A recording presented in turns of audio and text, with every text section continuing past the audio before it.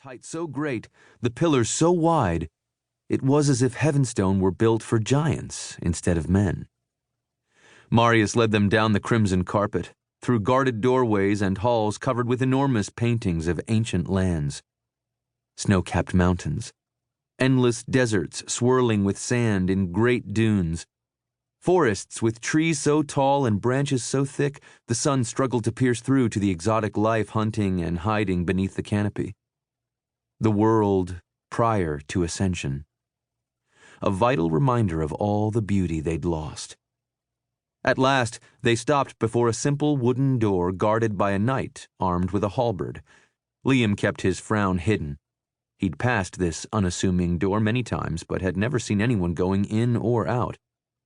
The guard swung the door open for Marius while keeping his eyes straight ahead. The two stepped inside, the door shutting behind them with an echoing thud. "We go where few ever go," Marius said, and Liam felt his heart seize up. The undecorated room was far larger than he'd expected. 4 more soldiers stood guard at the end, barring the way to an ornate lift. The white of its marble and the gold of its decorative writings were a stark contrast to the barren gray of the room. To either side of the lift were large gears with cranks attached. "My lord," Liam said as the guard stepped aside. "Where is it we go?" "To the heart of Heavenstone," Marius said, stepping onto the lift and beckoning him to follow. "Hurry. The night is late, and I do not wish to delay." Liam's meager clothing suddenly felt shameful and disrespectful for where they were headed. He stepped onto the lift while avoiding the gaze of the soldiers, fearful of their judgmental gazes. Once they boarded the lift, 2 soldiers began cranking, setting chains to rattling and stone to grinding. The lift jolted a moment and then descended down into the stone floor. For a long minute, total darkness overwhelmed them, and Liam closed his eyes and meditated on his breathing. He hated darkness. Darkness meant being alone with his thoughts. A sudden blast of light washed over them. Liam squinted in an attempt to see but found it hopeless. It was as if he stood within a star. The brightness lasted only a moment before it subsided.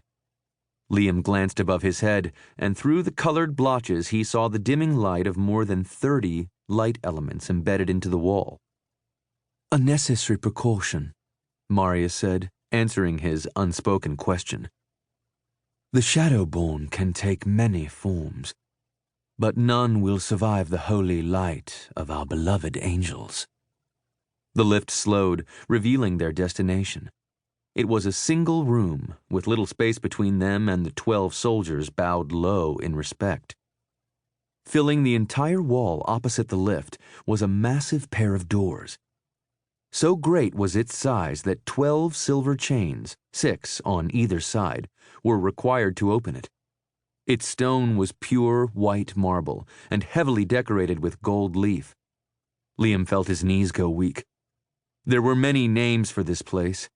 The Holy Gate, the Heart of Center, the Angels' Cathedral. All words for a place Liam never thought he'd lay eyes upon. "At ease," Marius told the 12. He exited the lift. Liam followed 2 steps behind. The closer he approached the doors, the more Liam was overwhelmed by the sight. He stared at the swirling gold lines, thin and finely carved.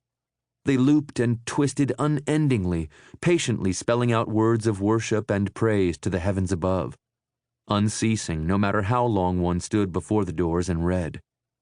Liam fought an impulse to touch his own tattooed head.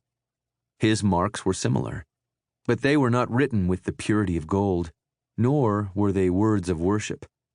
Their ink was black as sin, and they spoke warnings against open minds, wandering eyes, doubtful tongues, and hesitant hands. At Marius's request, the 12 guards took up the silver chains attached to the rungs upon the door. Once braced, they turned their heads aside, as if unworthy of even looking upon the light from within the sealed room. With but a word from Marius, they would open the gates. "Shall I wait here?" Liam asked as Marius put a hand on the door. "No, Liam," he said. "You're coming with me."